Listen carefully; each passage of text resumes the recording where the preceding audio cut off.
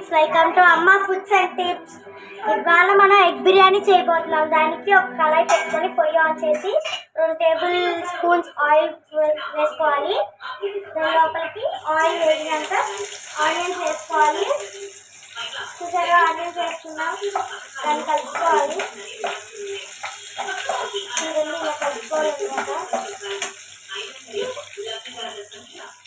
లోపలికి చెక్క, లవంగా, బిర్యానీ ఆకు, యాలక్కాయలు వేసాము. ఒకసారి కలుపుకోవాలి.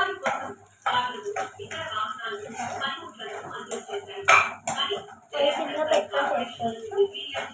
కొంచెం కొద్దిగా వేసుకోవాలి. చూడండి,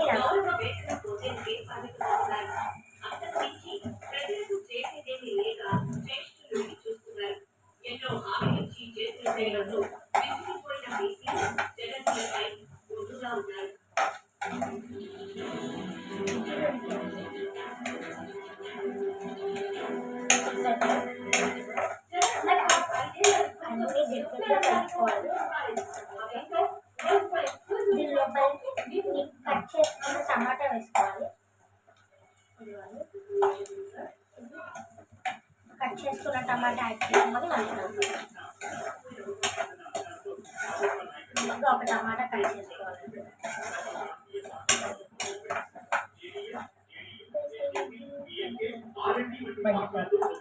కొంచెం ఉప్పు యాడ్ చేసుకోండి. తొందరగా ఆనియన్స్ అన్ని తొందరగా మగ్గిపోతాయి. మూత తీసి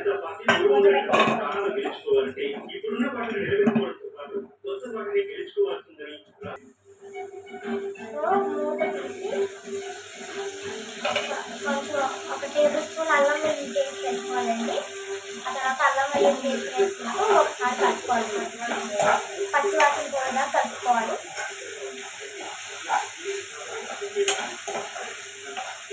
కదా ఈ విధంగా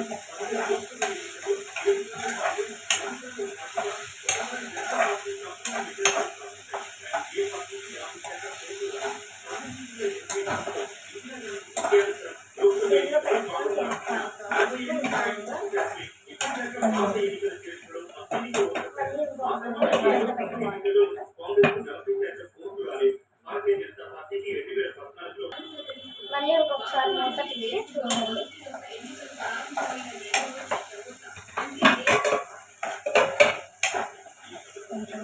కొంచెం కారం,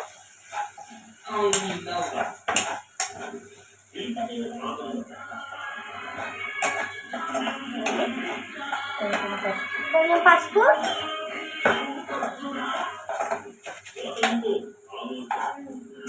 కొంచెం ధనియాల పొడి, కొంచెం జీలకర్ర పొడి యాడ్ చేసుకోవాలి.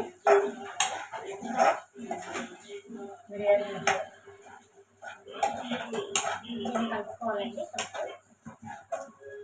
దీనిలోకి కొన్ని బిర్యానీ మసాలా యాడ్ చేసుకోవాలి. చూసారా,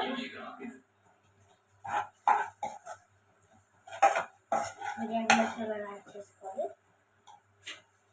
అన్ని మసాలాలు నీట్గా ఆనియన్స్కి, టమాటాకి అన్నిటికి పట్టేలాగా నీట్గా కలుపుకోవాలి.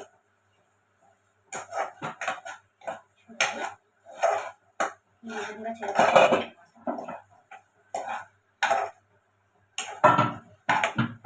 ముందుగా మనం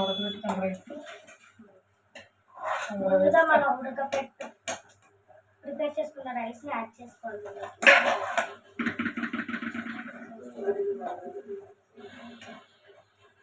దీనిలోకి యాడ్ చేసుకుంటాం.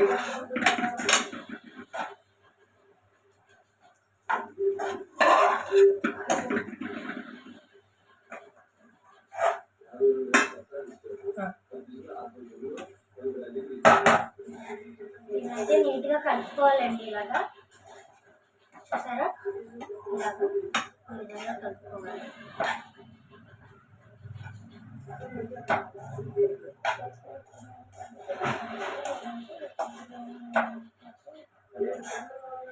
ఇది ఇప్పటికిప్పుడు చేస్తున్న బిర్యానీ కాబట్టి ఇలాగే నార్మల్ కడాయిలో చేసేస్తామండి. లేదు అంటే కుక్కర్లో ఎలా చేసుకుంటామో అలా చేసుకోవచ్చు. ఆ వీడియో ఇంకోసారి నేను చూపిస్తాను, అది ఎలా చేయాలనుకోవడం కుక్కర్లో. ఇప్పుడు ఉడకపెట్టుకున్న గుడ్లు వేసుకోవాలి.